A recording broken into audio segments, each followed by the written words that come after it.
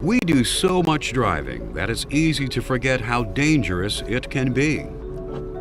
Each year, accidents claim over 1 million lives worldwide, almost 40,000 in the U.S. alone, as well as resulting in millions of serious injuries.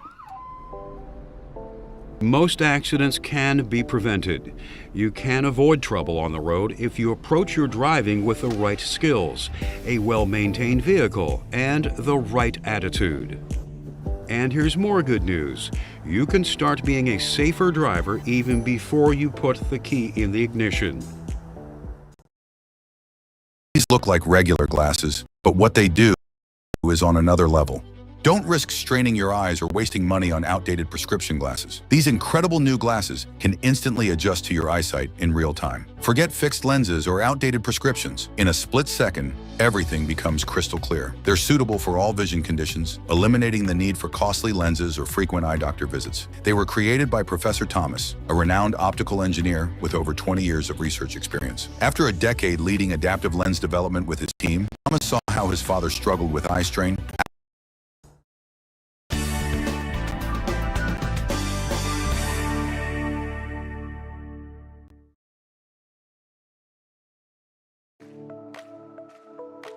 Are you ready to drive safely? Before you answer that, ask yourself if your vehicle is ready, because keeping your car in good mechanical condition is preventing trouble on the road. Annual state inspections will help you with this, and so will following the service schedule recommended by your vehicle's manufacturer.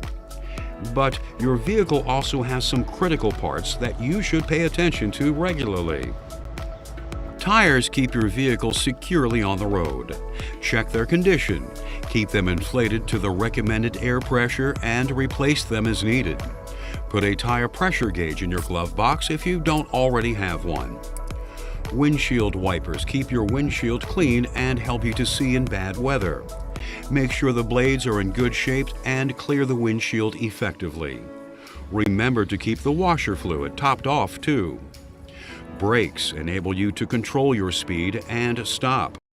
If you notice any unusual noise or vibration when you're braking or have difficulty stopping, get them checked immediately and repaired if necessary.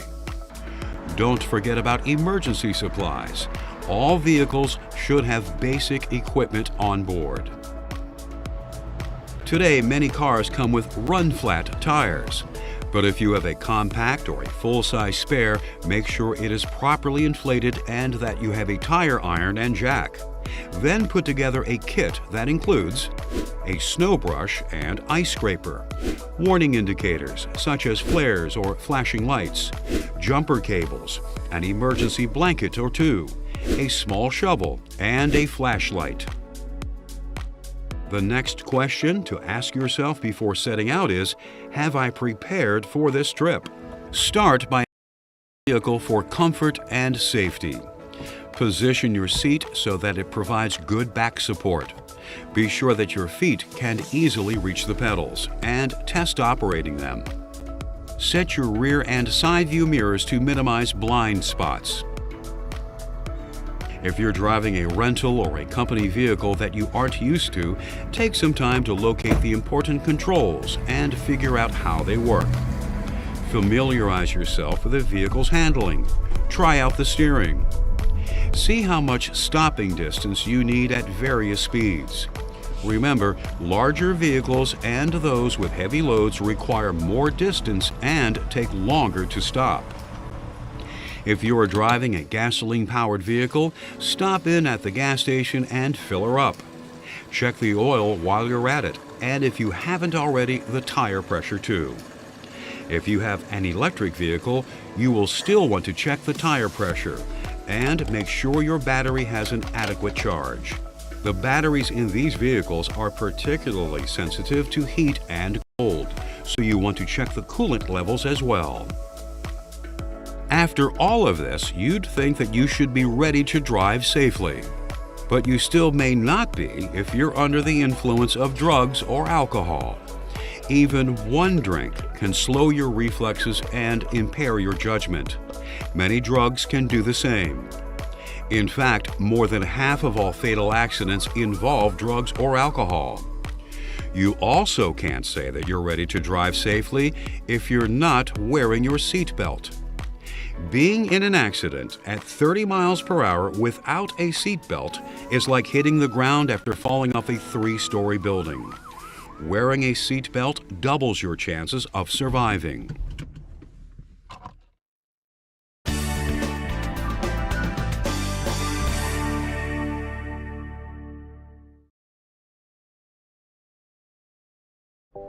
Most assume that safe driving has become second nature and go into autopilot when we get into the driver's seat. But it's easy to forget some very important things. So let's take a look at some of the basics of driving safety.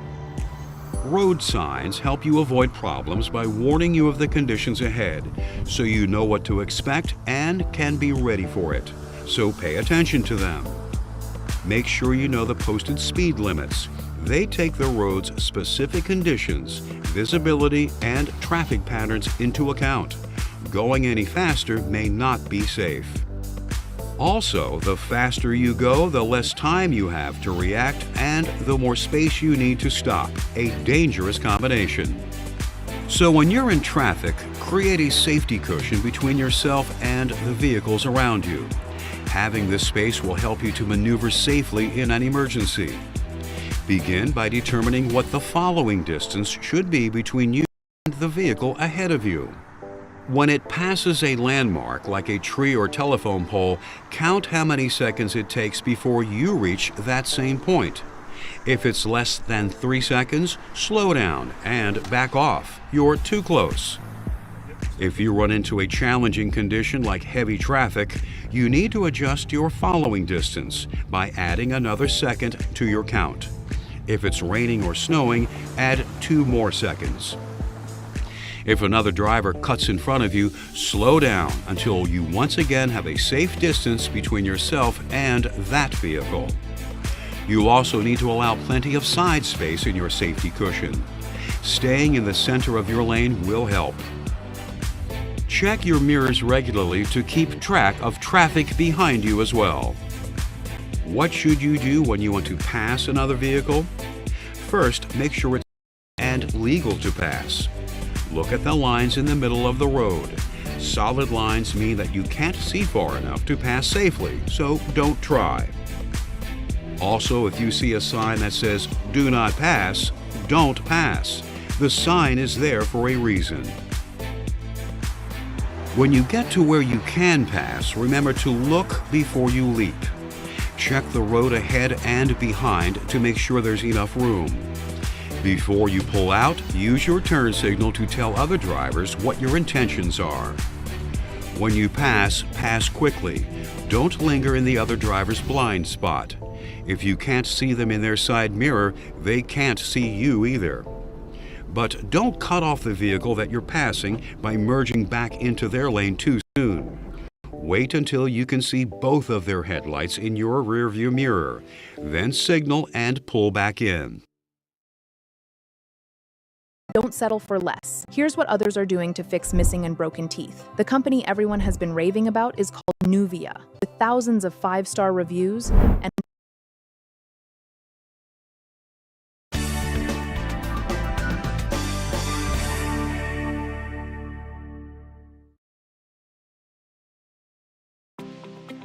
Sharing the road with cars is pretty straightforward. But when you're with other types of vehicles, it pays to remember how easily we miss seeing things that we're not looking for. That's why more than half of fatal motorcycle accidents involve vehicles driven by people who just didn't see the bike. Even when you are aware that there are motorcycles in the vicinity, they're small enough to disappear into your blind spots or behind other vehicles. A motorcycle's smaller size can also make it difficult to judge both how far away it is and its speed. Stay on the safe side by assuming that it's closer and going faster than it appears to be. The small compact cars that are being made nowadays are bigger than motorcycles, but not by much. As a result, they share many of the same problems in traffic. so you need to keep your eyes peeled for them too, particularly in the city. Be alert and drive carefully in their vicinity. At the other end of the scale are trucks, RVs, and buses. They are longer, wider, and heavier than cars, and have bigger blind spots too. A tractor trailer can weigh up to 80,000 pounds, and at 50 miles an hour requires at least 300 feet to brake to a standstill. To share the road safely with large vehicles, allow extra following distance when you're behind one. Following closely robs you of reaction time because you won't know anything's happening until the truck's brake lights go on, and that could be too late. Following too closely also makes it difficult for the truck driver to see you. You will probably be in one of his blind spots, a place you really don't want to reside. If you can't see the side mirrors on a truck's cab, then you're invisible to its driver. Stay back far enough that you both can see the big picture. Another problem that following large vehicles can create is not being able to see traffic lights and road signs. They often seem to pop up right over a truck's body, and you can have little time to react to what they're telling you. One extra large vehicle that deserves special attention is a school bus. School buses transport large numbers of children. They constantly stop and start to pick kids up and drop them off. Children often dart across the road to get to and from the bus. That's why specific traffic laws apply when you're sharing the road with a school bus. If you encounter a school bus on a two-lane road and the bus is stopped with its red lights flashing, you must stop as well, whether you're behind the bus, approaching it from the other direction, or on an intersecting road. On 3 or 4 lane roads, state laws vary, but most states require that traffic in all directions still stop, unless there is a median or guardrail dividing the highway. In that case, oncoming traffic can keep moving, but traffic behind the bus must still stop. Once you have stopped for a school bus, you must wait until it turns off its flashing lights and retracts any swing arms before you start moving again.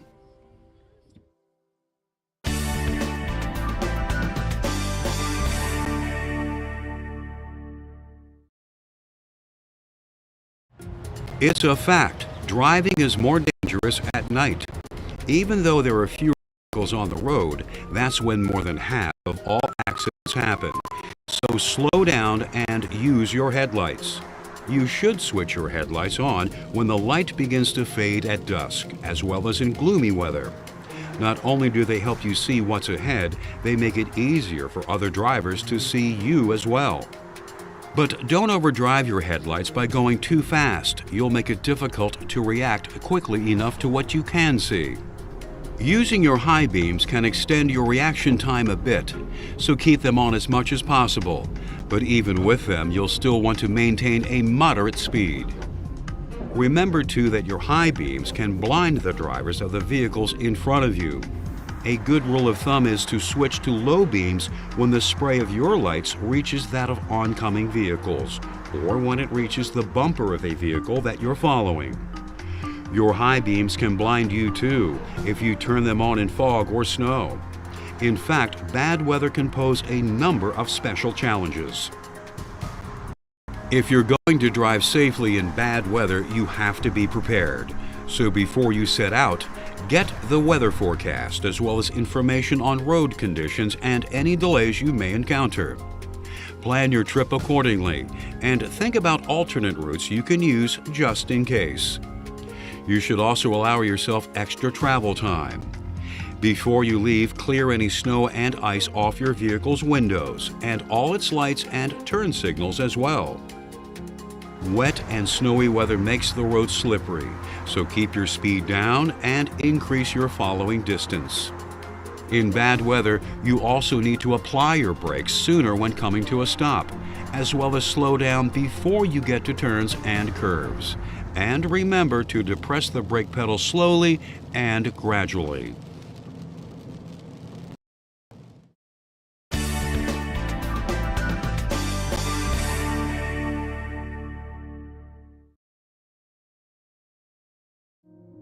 As if driving a big vehicle at a high rate of speed isn't challenging enough, even an average car weighs 3,000 pounds. Many drivers today simply aren't paying attention to what they're doing. They're what we call distracted drivers. Common distractions behind the wheel include talking and texting on a cell phone, eating and drinking, putting on makeup, adjusting the sound system, and talking to passengers, especially children. This game, you're ready for it. Fortunately, there are steps you can take before you hit the road to help you avoid distractions. To start, finish dressing, applying makeup, and doing other grooming before leaving the house. Pre-record a message on your cell phone telling callers that you're on the road and will call them back later. Then turn the phone off and stow it out of reach. You should pre-program your GPS and review the navigation as well. Preset your car radio and preload playlists too. Before you turn the key, ensure that kids and other passengers are seated and buckled up, and that pets are secured as well. When you're on the road, you can't allow yourself to do anything that forces you to take your eyes off the road, your hands off the wheel, or your mind off your driving. Instead, remember this: when in doubt, pull over. If you have to deal with a kid's issue or you want to check your email or make a call, pull over and stop. In town, just pull into a parking space. On the highway, pull over onto the shoulder or in the breakdown lane, and remember to put on your emergency flasher. But what should you do when you find yourself sharing the road with a distracted driver? First, be careful. Assume that they don't see you. Pull ahead or drop behind to give them a wide berth. Above all, stay focused on your own driving. Road rage is another problem that we're seeing more and more of. Each year there are thousands of reports of road rage, drivers yelling at one another, making obscene gestures, even using their vehicles like weapons. To prevent yourself from becoming part of the problem, be polite and courteous, even when other drivers aren't. Don't retaliate. Give other drivers the benefit of the doubt. And remember, driving isn't a contest. If an angry driver starts harassing you, rule number 1 is never make eye contact. Angry drivers see this as a challenge, and it just increases their rage. Instead, try to get away from them as quickly and safely as possible. Leave the road that you're on if necessary. If they follow you, take the threat seriously. Stay on well-traveled roads. Then drive to the nearest police station, find a police officer, or call 911.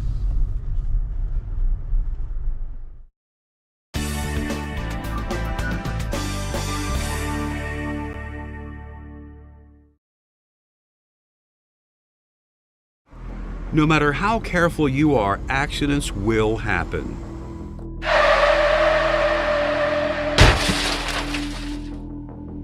If you're involved in one, you need to stay calm. First, turn off your engine and turn on your flashers. Don't try to move your vehicle unless you're in immediate danger. Check any other vehicles that were involved. If anyone is injured, do not move them. You may do more harm than good. Instead, call for medical assistance. Never leave the scene of an accident. Even if you only walk away, it's a hit and run, and you can be arrested for it. Contact the police immediately. Call 911, or if that's not possible, have a passerby do it for you. Be ready with your driver's license, registration, and proof of insurance. You'll need to give this information to the police and exchange it with other drivers as well. And don't forget to call your insurance company. If the accident happened while you were working or in a company vehicle, you should also report it to your supervisor.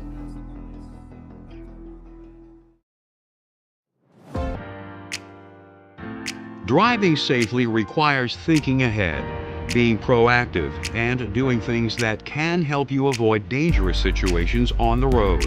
Let's review. Make sure your car is well maintained. Always wear a seatbelt. Never drive under the influence. Maintain a safety cushion around your vehicle with at least a 3-second following distance. Watch out for smaller vehicles and use caution when sharing the road with trucks, RVs, and buses. Reduce speed and be especially careful at night and in bad weather. Don't let yourself get distracted or angry while you're driving, and know how to cope with drivers who are. If you're involved in an accident, remain calm and call the police. Never leave the scene. The driver's seat doesn't have to be a dangerous place. If you bring the proper attitude, preparation, and knowledge behind the wheel with you, you can travel safely.